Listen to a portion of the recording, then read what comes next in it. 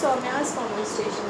तो इस वीडियो में जॉइंट स्टॉक कंपनी चैप्टर के बारे में देखेंगे कि किस किस टाइप की कंपनी होती है। ठीक है, types of companies.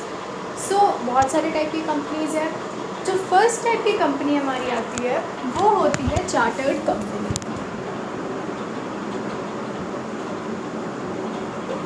Chartered company,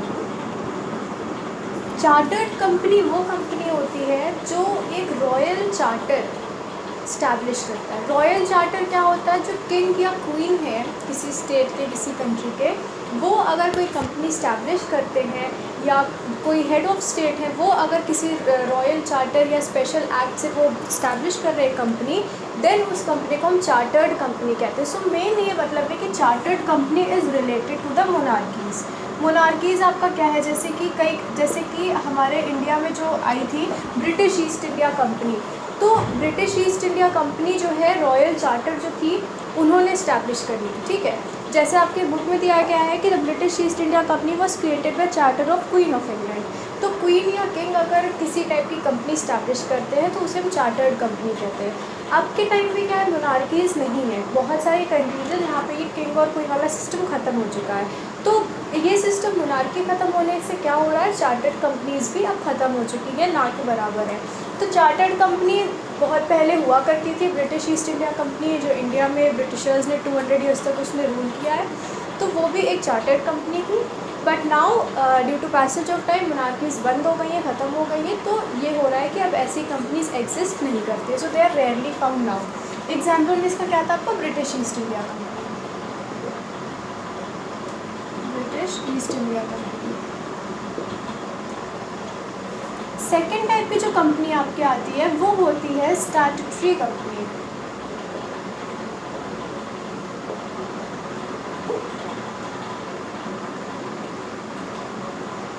statutory company क्या होती है? स्टैट्यूटरी कंपनी एक ऐसी कंपनी होती है जो सेंट्रल या स्टेट लेजिस्लेचर, जो कंट्री की सेंट्रल या स्टेट लेजिस्लेचर होती है, वो किसी स्पेशल एक्ट या किसी स्पेशल लॉ को बनाए स्पेशली एक कंपनी इस्टेब्लिश करने के लिए। मतलब जब सेंट्रल और स्टेट लेजिस्लेचर को पर्टिकुलर एक्ट बनाते हैं और उस एक्ट से वो कंपनी एक स्टैब्लिश करते हैं तो उसे हम बोलते हैं statutory company. Normal company statutory companies नहीं होती हैं।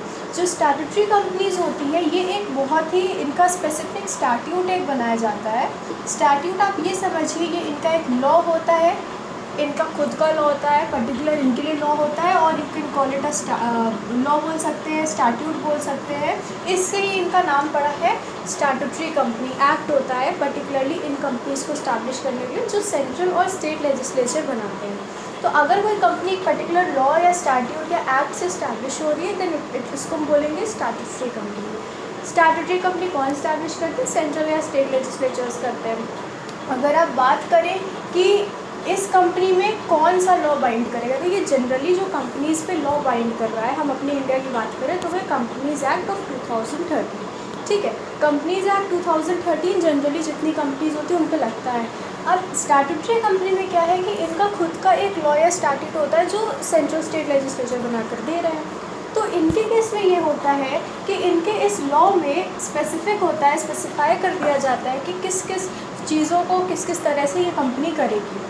तो इनकी पावर, इनके प्रिविलेजेस वो इस लॉ में प्रिस्क्राइब कर दिए जाते हैं, क्योंकि ये कंपनीज़ एक पर्टिकुलर स्पेसिफिक नेशनल पर्पस के लिए बनाई जाती हैं। ठीक है, बाकी कंपनीज़ का अगर आप देखें तो वो कंपनीज़ एक्ट 2013 उस पर कंट्रोल करता है। अभी तक ये तो सारी कंपनीज़ उन्हीं में रजिस्टर होती थी, ये कंपनी इस पर्टिकुलर लॉ में रजिस्टर होती है।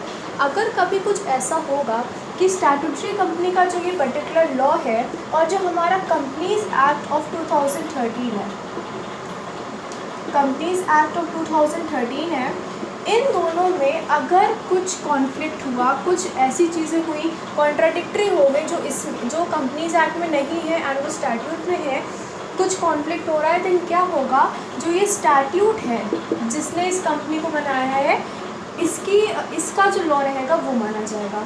कंपनीज एक्ट उस पर बाइंड नहीं करेगा। तो in case there is a conflict या कुछ ऐसा हो रहा है इन दोनों लॉज के बीच में, स्टैट्यूटरी लॉ के बीच में जो कंपनी को बनाया गया है, एंड कंपनीज एक्ट जो बाकी सारी जनरल कंपनीज के लिए कर रहा है, देन कौन सा लॉ माना जाएगा? जो स्टैट्यूटरी लॉ बनाया गया, जो स्टैट्यूट बनाया गया है इस पर्टिकुलर कंपनी का, कंपनीज एक्ट ऑफ 2013 का, उसमें नहीं कुछ माना जाएगा।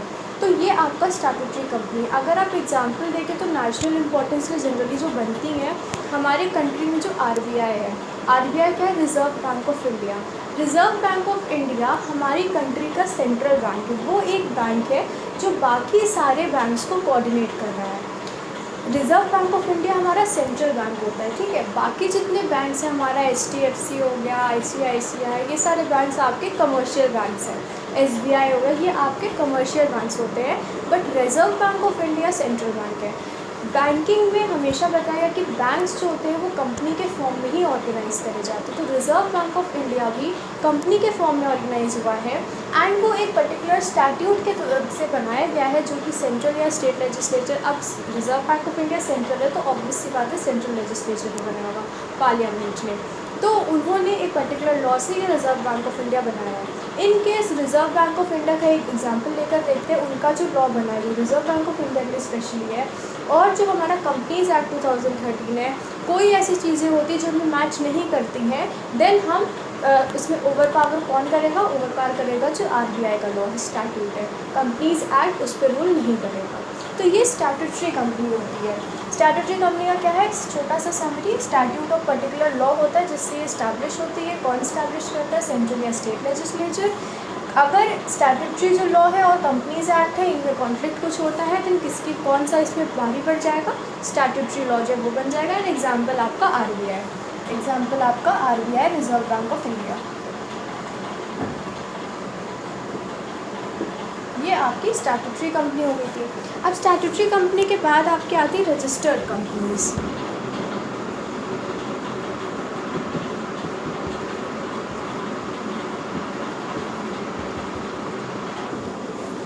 रजिस्टर्ड कंपनीज देखिए, जितनी सारी कंपनीज हैं मैक्सिमम रजिस्टर्ड कंपनीज होती है।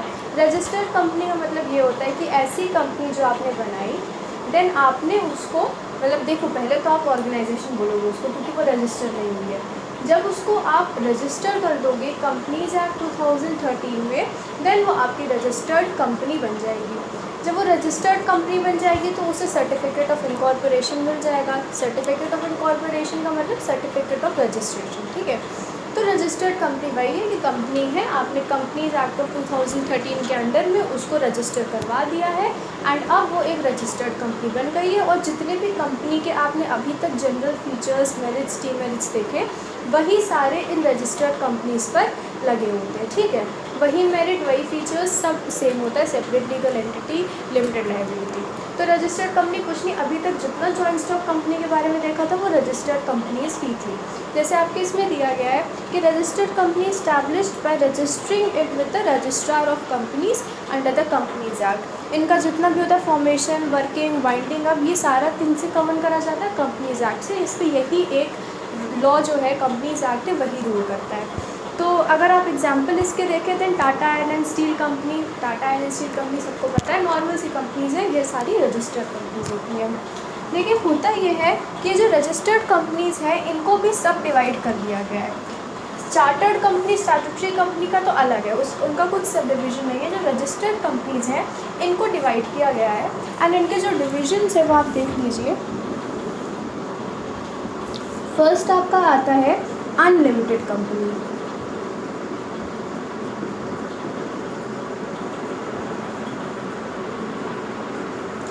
सेकेंड आपका आ रहा है company limited by shares.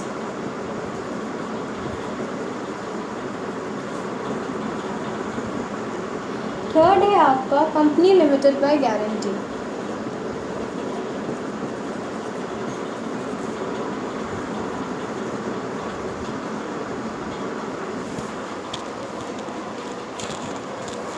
Then आपकी फोर्थ आती है government company and private company and public company.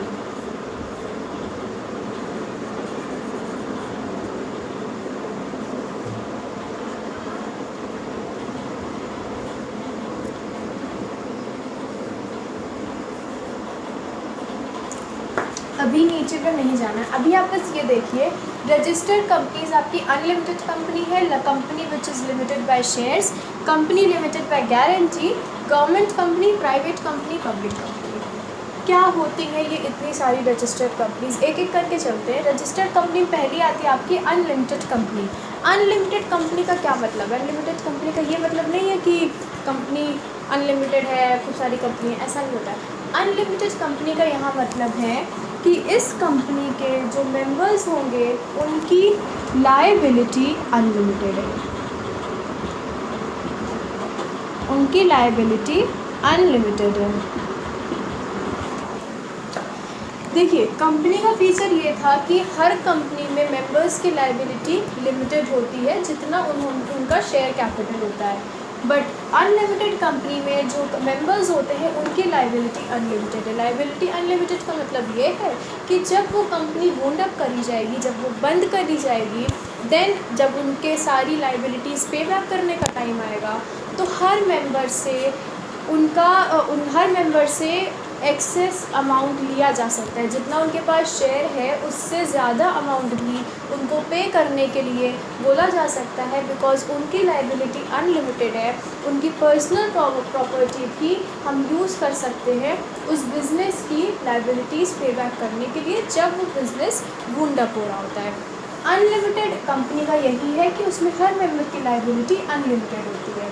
अब इसमें बहुत डिटेल में आपके में दिया गया है। होता ये है कि जब कंपनी वुंड अप करती, तो आपको बताया गया था ना कि जब पहले एक्सप्लेन करा गया था कि कंपनी जब वुंड अप होती है देन मेंबर्स होते हैं, मेंबर्स की लायबिलिटी अनलिमिटेड। देखिए, मेंबर्स की लायबिलिटी जो है उसमें तो लिमिटेड थी, अगर अनलिमिटेड होती तो क्या होता? अनलिमिटेड होती अगर तो क्रेडिटर्स हैं, क्रेडिटर्स कुछ लोग होंगे जिन्होंने उस कंपनी को लोन या कुछ दिया होगा, तो उनका जो है कंपनी का कर्ज है उनके ऊपर, ठीक है। वो जो क्रेडिटर्स हैं वो क्या करेंगे, वो डायरेक्टली मेंबर्स के पास नहीं आते हैं कि आप हमको इतना दो क्योंकि आपकी लायबिलिटी अनलिमिटेड है, हमारा इतना बन रहा है, आपके शेयर्स जितने भी हैं आप उससे ज़्यादा हमको दो, ऐसा नहीं होता है। एक प्रोसेस होता है, उसमें ये होता है कि जब कंपनी वुंड अप होने लगती है तो एक होती है पार्टी जिसको हम बोलते हैं लिक्विडेटर। एक पार्टी होती है जिसको हम बोलते हैं लिक्विडेटर।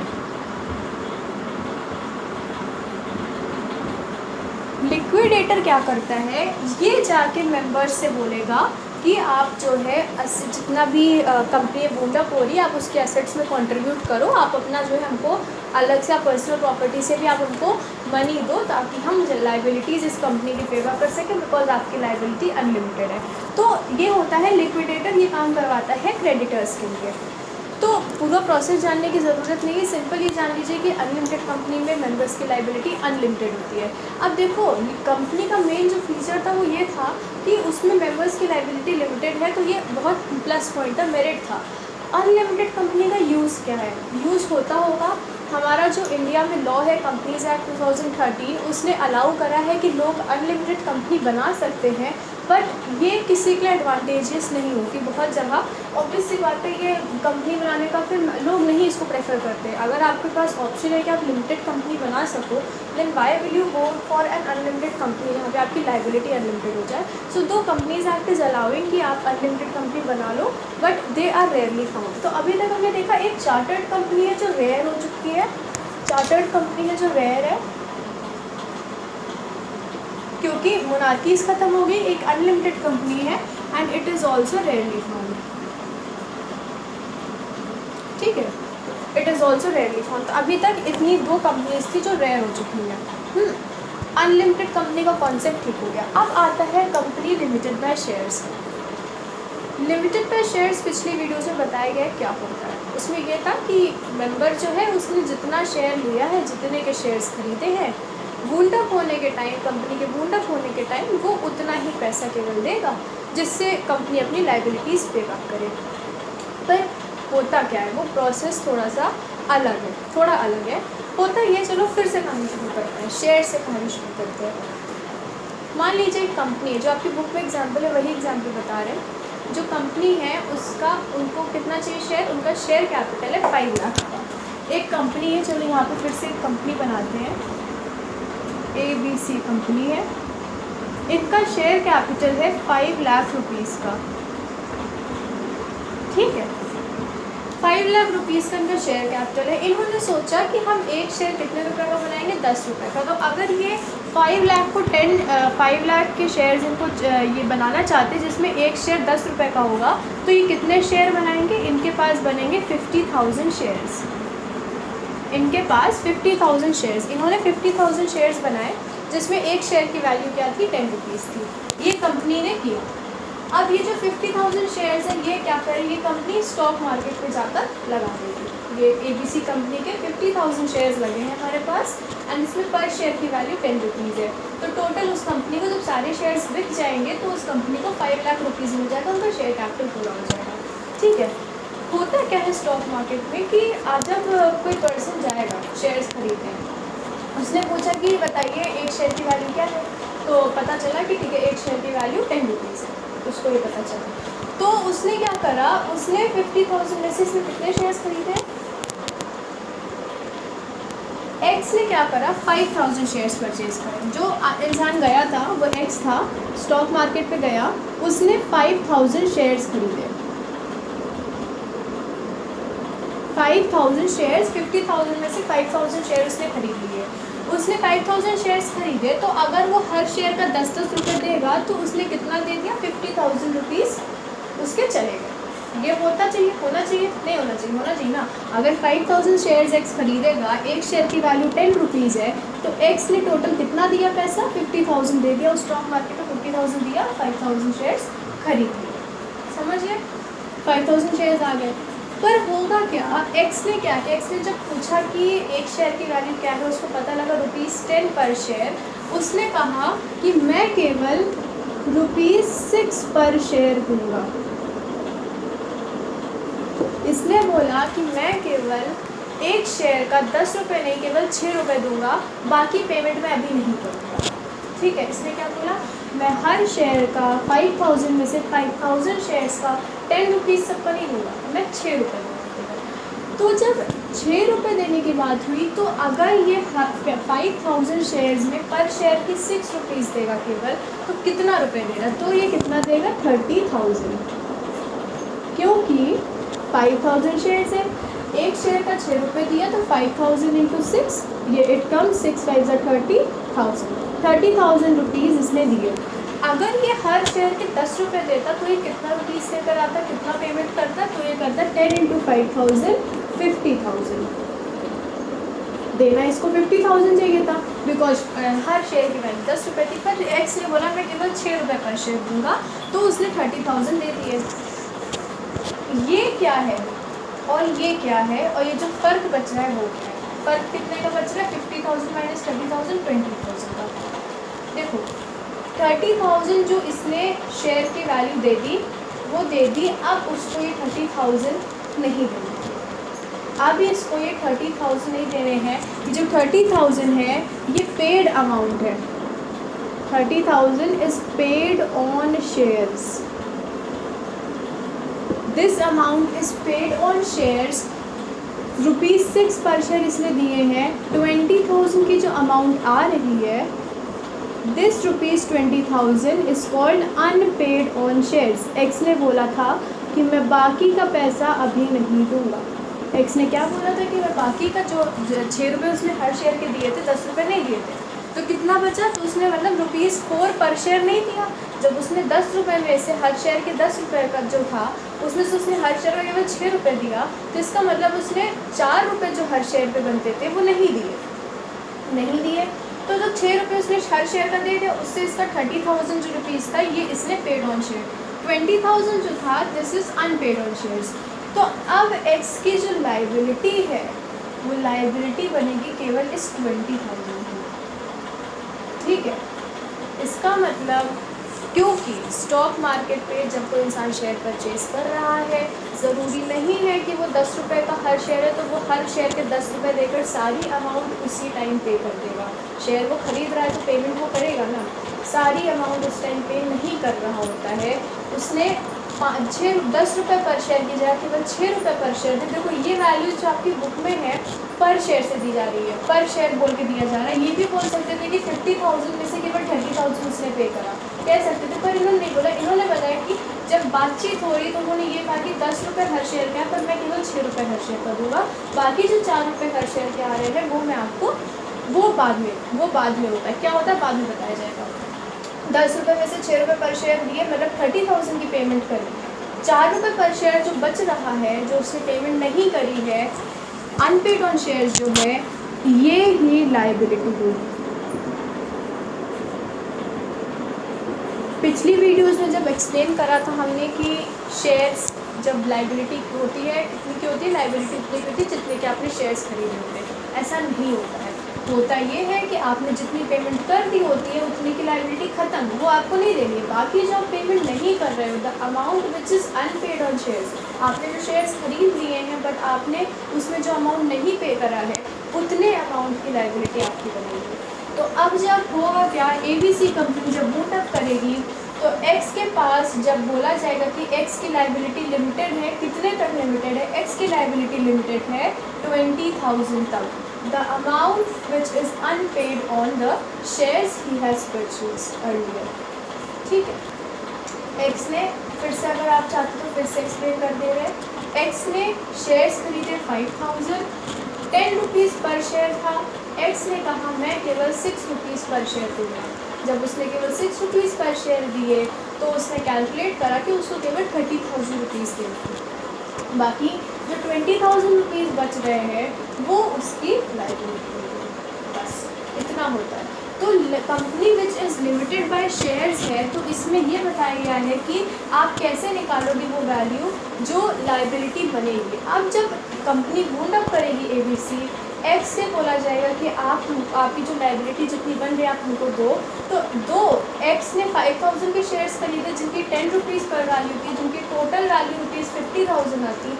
X 50,000 रुपीज़ नहीं देगा, X को नहीं देना है, X को केवल 20,000 देना है, जितना उसने शेयर्स खरीदने के टाइम पेमेंट नहीं करी थी। The amount which is left unpaid while he purchase the shares, that amount is the limited liability of X, and X is bound to pay only rupees 20,000 at the time of winding up of the company ABC।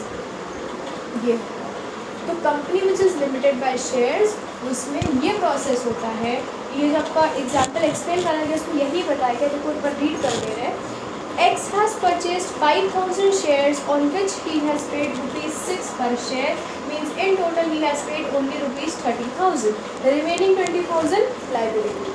The liability of X is now limited to rupees 4, which is the unpaid amount on the share. Rupees 6 पर share paid amount है, rupees 4 पर share is the unpaid amount. Share से 5,000 multiply करा, total amount 20,000। So the liability of X is now limited to rupees 4 per share, even if the assets of the company are not sufficient to fully meet the claims of the creditors. X cannot be called upon to pay anything more than 20,000, which is rupees 4 into 5,000 shares. ये होता है company, ऐसी company में which is limited by the shares. Limited by shares company में ऐसे काम होता है। तो पहले इसलिए ये सब नहीं एक्सप्लेन करा है क्योंकि बिकॉज ये थोड़ा कॉम्प्लेक्स है। उस टाइम में अगर आपको पूरा एक्सप्लेन कर दें तो आपको ये कॉन्सेप्ट नहीं समझ आता कि लायबिलिटी क्या होती है। आप धीरे धीरे आपको जैसे जैसे आप चैप्टर्स में आगे बढ़ोगे आपको पता लगेगा कि लायबिलिटी पेबैक कैसे होती है, क्या प्रोसेस होता है, धीरे धीरे पता लगेगा। बिकॉज एक साथ सब जान लेंगे देन कॉन्सेप्ट नहीं क्लियर होने है।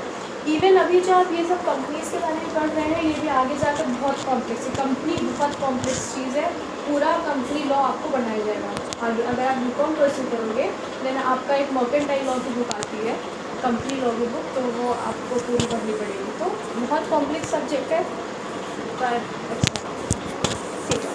अब आपका आता है company which is limited by guarantee. Guarantee क्या होती है? देखो गारंटी को क्या सिंपल हम लोग गारंटी का हम लोग समझते हैं, ठीक है। हमने कहा अरे हम गारंटी दे रहे हैं कि ये काम ये कर देगा, ऐसे होता है कि मेरी गारंटी है या मेरी गारंटी ले लो कि गारंटी ले लो हम तुम्हारी हेल्प कर देंगे, ऐसा होता है। यही बिजनेस में हो रहा है, कंपनी में हो रहा है। मेंबर ने बोला कि देखिए मैं आपको गारंटी दे रहा हूँ कि आपकी कंपनी जब बिल्डअप करेगी तो मैं इतना अमाउंट आपको दूँगा आपकी लाइबिलिटीज़ पेपर करने के लिए। अब कोई मेंबर बहुत रिच है, ठीक है, बहुत रिच है, उसने सोचा कि यार कंपनी बढ़ रही है, उसने शेयर्स तो चलो खरीद लिए, उसमें जो अनपेड अमाउंट है वो तो उसको देनी देनी है, क्योंकि वो तो लिमिटेड लाइबिलिटी उसकी बन रही है, उससे ज़्यादा उससे कोई मांगेगा नहीं। तो मान लो वो कंपनी के बारे में थोड़ा अच्छा सोचता है, भला इंसान है, तो उसने बोला कि ठीक है आपकी कंपनी जब बुल्डअप करेगी तो ये जो मेरी अनपेड एक्स का ही केस ले लेते हैं, ये जो मेरी अनपेड अमाउंट है 20,000 इतनी तो मैं दूंगा, उसके साथ एक्स्ट्रा मैं मान लो आपको 10,000 या 15,000 रुपीज़ एक्स्ट्रा दे दूँगा। तो वो मेरी आप गारंटी ले लो कि 15,000 एक्स्ट्रा मैं आपको दूँगा जब आपकी कंपनी बुल्डअप करेगी, in addition to this 20,000 which is the unpaid amount on the shares. तो गारंटी से यही लिमिटेड है कि उसमें हर मेंबर की लाइबिलिटी, जो भी गारंटी दिया होता है केवल उन मेंबर्स की, उन मेंबर्स की liability is limited to the amount of guarantee जो उन्होंने दी है। जैसे कि एक्स ने अमाउंट ऑफ गारंटी दी है ₹15,000, amount of guarantee which he has given, and in addition to it the amount which is left unpaid on the shares. तो X, अगर मान लो एक्स ने बोला कि मैं गारंटी दे रहा हूँ आपको, एक्स ने बोला कि मैं आपको जो गारंटी दे रहा हूँ वो गारंटी है 15,000 की, चलो 20,000 ले लेते हैं, 20,000 की गारंटी भी दे रहे हैं, एंड उसका जो अनपेड अमाउंट बन रहा है वो भी उसका 20,000 है। अगर एक्स ने गारंटी नहीं दी होती तो जब कंपनी बुल्डअप कर रही होती तो एक्स की liability was limited to only this 20,000 rupees, बस इसको इतना देना होता, इससे ज़्यादा इससे नहीं मांगा जाता। बट सिंस इसने गारंटी दे दी है 20,000 और की, तो अब जब कंपनी बुल्डअप करेगी तो एक्स टोटल आपको 40,000 रुपीज़ देगा। अब एक्स की लाइबिलिटी इज़ लिमिटेड टू 40,000 से ज़्यादा नहीं मांग सकते, बट 40,000 एक्स को देना पड़ेगा, इतनी इनकी लाइबिलिटी बनती है। तो ये ऐसा है जिसमें कंपनी लिमिटेड बाय गारंटी होता है, कंपनी लिमिटेड बाय गारंटी हो गई। अब आपकी आती है, अब 3 कंपनीज बची है, गवर्नमेंट, प्राइवेट, पब्लिक। तो इसमें जनरली गवर्नमेंट और पब्लिक में कंफ्यूज हो जाते हैं, बट नहीं होना चाहिए, ठीक है। गवर्नमेंट कंपनी क्या है? गवर्नमेंट कंपनी ऐसी कंपनी होती है जिसमें आपका शेयर कैपिटल, जो शेयर कैपिटल फिर से आते, शेयर ही जो है कंपनी में। यही ABC कंपनी का केस लेते हैं, ABC कंपनी थी, 5 लाख के शेयर कैपिटल उसने अपना बना लिया, ठीक है। अब क्या होगा, इस कंपनी ने शेयर मार्केट, स्टॉक मार्केट पे लगा दी, लोग अपने शेयर्स खरीद रहे हैं। गवर्नमेंट कंपनी में क्या होता है कि अगर मान लो ये ABC कंपनी गवर्नमेंट कंपनी बनना चाहती है, तो ये क्या करेगी, जो ये इससे 5 लाख रुपीज़ का शेयर कैपिटल निकाला है, इसमें से मिनिमम इस अमाउंट का 51% जो है, जितना बन के आएगा, जितना भी इस अमाउंट का 51% होगा, उतने अमाउंट के शेयर्स गवर्नमेंट खरीदेगी, ठीक है। इसमें जो आपका बुक में दिया है वो ये स्टेटमेंट है कि company which not less than 51% of the paid up share capital held by the central government और एनी स्टेट गवर्नमेंट और गवर्नमेंट्स सिंगली और jointly is called a government company. तो गवर्नमेंट कंपनी क्या है कि आपकी ये कंपनी है, ये ABC कंपनी है। अब ये बोला जा रहा है कि जो ये गवर्नमेंट कंपनी है आपकी, इसमें यह है कि ABC कंपनी ने अपने शेयर्स निकाले ₹5 लाख का। तो इस ABC कंपनी का शेयर कैपिटल क्या है, 5 लाख रुपीज़ है। अब इसको ये स्टॉक मार्केट पे लगा देगा। अब अगर ये गवर्नमेंट कंपनी बनना चाहती तो क्या होगा, इस शेयर कैपिटल का जो 51% है, 51% ऑफ 5 लाख, ये जितनी भी अमाउंट आएगी उतने अमाउंट के shares are held by the government. Government मतलब कौन सी गवर्नमेंट, कौन सी गवर्नमेंट होती है इंडिया में? सेंट्रल गवर्नमेंट हमारी होती है एंड द स्टेट गवर्नमेंट्स होती हैं। तो ये जो 51% ऑफ 5 लाख है, ये वाली अमाउंट विल बी हेल्ड, मतलब क्या, यही कि वो इतना अमाउंट 51% कैपिटल का जो पैसा लगाएंगे वो central government and state government, ठीक है। सेंट्रल गवर्नमेंट और स्टेट गवर्नमेंट जो होती है, 51% ऑफ 5 लाख रुपीज़ का जो शेयर कैपिटल है, they are held by the central government and the state government, और they will be more governments, मतलब कई सारी स्टेट भी मिलकर कर सकती हैं। बट ये है कि ऐसी कंपनीज़ का जो शेयर कैपिटल होता है, उस अमाउंट का 51% गवर्नमेंट, सेंट्रल गवर्नमेंट या स्टेट गवर्नमेंट ही कॉन्ट्रीब्यूट करती है, हेल्ड वही करते वाले शेयर्स। तो ये आपकी गवर्नमेंट कंपनी होती है, समझ गए। जनरली जो कंपनीज होती है उसमें क्या है, सब में खुला रहता है, जिसका मैंने वो अपना ले ले। अब जैसे एक्स ने मान लो 5,000 शेयर्स खरीदे तो लिमिट नहीं थी, एक्स को ये नहीं बोला है कि हाँ भाई आप केवल 2 शेयर खरीद सकते हो या 50 शेयर खरीद सकते हो या आपको 20,000 शेयर्स खरीदने हैं, कुछ भी हो सकता था, पर ऐसा एक्स के साथ नहीं हुआ। गवर्नमेंट कंपनी बनने में ये है कि 5 लाख रुपीज़ का जो 51% होगा उतने अमाउंट के शेयर्स गवर्नमेंट ही खरीद सकती है, गवर्नमेंट ही उतना खरीद के और पैसे दे के इन्वेस्टमेंट वाला काम कर सकती है। तो ये आपकी गवर्नमेंट कंपनी होती है। गवर्नमेंट कंपनी इसीलिए बोलते हैं कि minimum, and listen this is the minimum value, okay. So minimum ये होता है,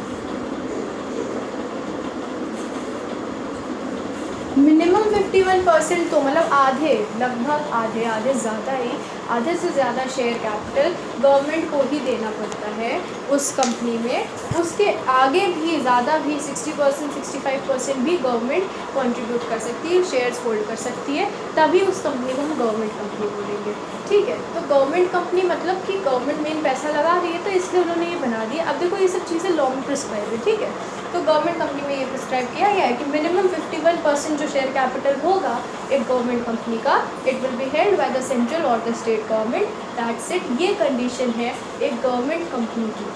गवर्नमेंट कंपनी बनने में क्या मेन चीज़ देखी जाती है? मेन चीज़ ये है कि minimum 51% of the share capital should be held by the central और स्टेट गवर्नमेंट्स। गवर्नमेंट कंपनी का आपका ये हो गया।